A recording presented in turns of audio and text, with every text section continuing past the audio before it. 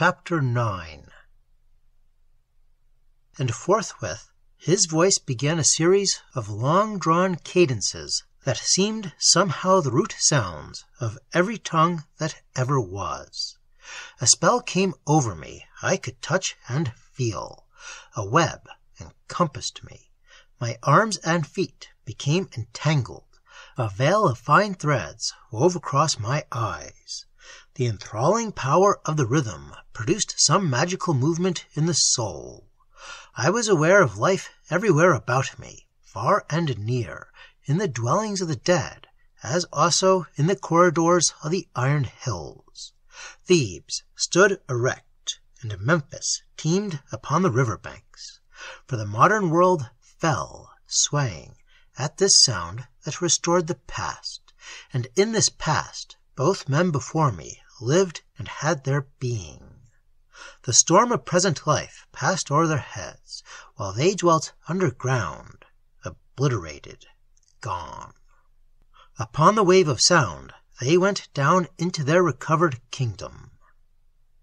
I shivered, moved vigorously, half rose up, then instantly sank back again, resigned and helpless. For I entered by their side, it seemed, the conditions of their strange captivity. My thoughts, my feelings, my point of view were transplanted to another center. Consciousness shifted in me. I saw things from another's point of view. Antiquities. The present forgotten, but the past supreme, I lost reality. Our room became a pinpoint picture seen in a drop of water, while this subterranean world, replacing it, turned immense. My heart took on the gigantic, leisured stride of what had been. Proportions grew, size captured me, and magnitude, turned monstrous, swept mere measurement away. Some hand of golden sunshine picked me up and set me in the quivering web beside those other two. I heard the rustle of the settling threads. I heard the shuffling of the feet in sand. I heard the whispers in the dwellings of the dead. Behind the monotony of this sacerdotal music, I heard them in their dim, carved chambers. The ancient galleries were awake. The life of unremembered ages stirred in multitudes about me. The reality of so incredible an experience evaporates through the stream of language.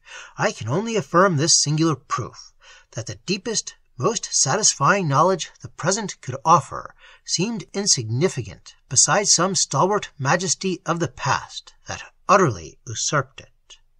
This modern room, holding a piano and two figures of today, appeared as a paltry miniature pinned against a vast transparent curtain, whose foreground was thick with symbols of temple, sphinx, and pyramid, but whose background of stupendous hanging gray slid off towards a splendor where the cities of the dead shook off their sand and thronged space to its ultimate horizons. The stars, the entire universe, vibrating and alive, became involved in it. Long periods of time slipped past me. I seemed living ages ago. I was living backwards. The size and eternity of Egypt took me easily. There was an overwhelming grandeur in it that elbowed out all present standards. The whole place towered and stood up. The desert reared. The very horizons lifted. Majestic figures of granite rose above the hotel. Great faces hovered and drove past. Huge arms reached up to pluck the stars and set them in the ceilings of the labyrinthine tombs. The colossal meaning of the ancient land emerged through all its ruined detail, reconstructed, burningly alive. It became at length unbearable. I longed for the droning sounds to cease, for the rhythm to lessen its prodigious sweep. My heart cried out for the gold of the sunlight on the desert, for the sweet air by the river's banks, for the violet lights upon the hills at dawn, and I resisted. I made an effort to return. "Your chant is horrible," For God's sake, let's have an Arab song, or the music of today. The effort was intense. The result was nothing. I swear I used these words. I heard the actual sound of my voice, if no one else did, for I remember that it was pitiful in the way great space devoured it, making of its appreciable volume the merest whisper as of some bird or insect cry. But the figure that I took for Molson, instead of answer or acknowledgment, merely grew and grew as things grow in a fairy tale. I hardly know, I certainly cannot say. That dwindling part of me which offered comments on the entire occurrence noted this extraordinary effect as though it happened naturally, that Molson himself was marvelously increasing. The entire spell became operative all at once. I experienced both the delight of complete abandonment and the terror of letting go what had seemed real. I understood Molson's sham laughter and the subtle resignation of George Isley. And an amazing thought flashed bird-like across my changing consciousness, that this resurrection into the past, this rebirth of the spirit which they sought, involved taking upon themselves the guise of these ancient symbols, each in turn. As the embryo assumes each evolutionary stage below it before the human semblance is attained, so the souls of those two adventurers took upon themselves the various emblems of that intense belief. The devout worshipper takes on the qualities of his deity. They wore the entire series of the old world gods so potently that I perceived them and even objectified them by my senses. The present was their prenatal stage. To enter the past, they were being born again. But it was not Molson's semblance alone that took on this awful change. Both faces, scaled to the measure of Egypt's outstanding quality of size, became in this little modern room distressingly immense. Distorting mirrors can suggest no simile, for the symmetry of proportion was not injured. I lost their human physiognomies. I saw their thoughts, their feelings, their augmented, altered hearts, the thing that Egypt put there while she stole their love from modern life. There grew an awful stateliness upon them that was huge, mysterious, and motionless as stone. For Molson's narrow face at first turned hawk-like in the semblance of the sinister deity Horus, only stretched to tower above the toy-scaled piano.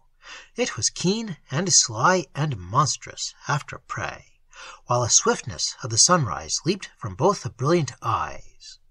George Isley, equally immense of outline, was in general presentment more magnificent, a breadth of the Sphinx about his spreading shoulders, and in his countenance an inscrutable power of calm temple images. These were the first signs of obsession, but others followed. In rapid series, like lantern slides upon a screen, the ancient symbols flashed one after another across these two extended human faces, and were gone. Disentanglement became impossible. The successive signatures seemed almost superimposed, as in a composite photograph, each appearing and vanished before recognition was even possible, while I interpreted the inner alchemy by means of outer tokens familiar to my senses. Egypt, possessing them, expressed herself thus marvelously in their physical aspect, using the symbols of her intense regenerative power. The changes merged with such swiftness into one another that I did not seize the half of them, till finally the procession culminated in a single one that remained fixed awfully upon them both. The entire series merged. I was aware of this single masterful image, which summed up all the others in sublime repose. The gigantic thing rose up in this incredible statue form. The spirit of Egypt, synthesized in this monstrous symbol, obliterated them both. I saw the seated figures of the grim colossi, dipped in sand, night over them, waiting for the dawn.